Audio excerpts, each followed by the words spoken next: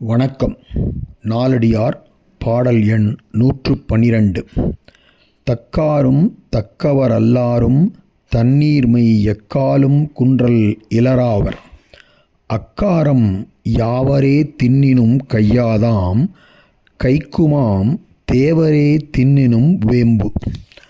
அக்காரம் என்றால் கரும்பின் சாற்றைப் பிழிந்து அதிலிருந்து எடுக்கப்படும் வெல்லம், சர்க்கரை, கற்கண்டு முதலியவற்றிற்கெல்லாம் ஆகிவரும் ஒரு சொல். இச்சொல் இக்ஷுசாரம் என்னும் வடமொழிச் சிதைவு என்று சிலர் எண்ணுகின்றனர். அந்த அக்காரமானது யாவரே தின்னினும், தன்னை எவர் தின்றாலும் கையாது, கசக்காது, தித்திக்கும். வேம்பு தேவரே தின்னினும் கைக்கும். இந்த வேப்பங்காயை தேவர்கள் தின்றாலும் அது கசப்புச் சுவையைத்தான் தரும். இவற்றைப் போலவே, இந்த இவற்றைப் போலவேங்கிற சொல் அங்கு இல்லை.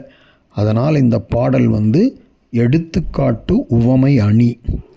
தக்காரும் நற்றகுதி உடையோரும் தக்கவர் அல்லாரும், நற்தகுதி உடையோர் அல்லாதவரும் எக்காலும் எப்பொழுதும் பெரியோரிடத்தும் சிறியோரிடத்தும் தம் நீர்மை குன்றல் இலராவர், தம்முடைய இயற்கைத் தன்மை குறைதல் இல்லாதவராவர்.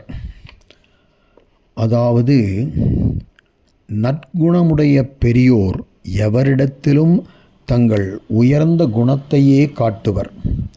ஆனால் தீக்குணமுடைய சிறியோர்களோ யாவரிடத்தும் தமது இழிந்த குணத்தையே காட்டுவர் என்பது இந்நாலடியார் பாடலின் கருத்து. யாவரே என்பதில் உள்ள ஏகாரம் இழிவுச் சிறப்பு பொருளது. தேவரே என்பதில் உள்ள ஏகாரம் உயர்வுச் சிறப்பு.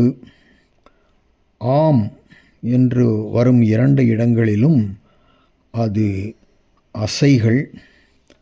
தக்கார் என்னும் சொல் தகு என்னும் பகுதி அடியாகப் பிறந்த வினையாளனையும் பெயர்.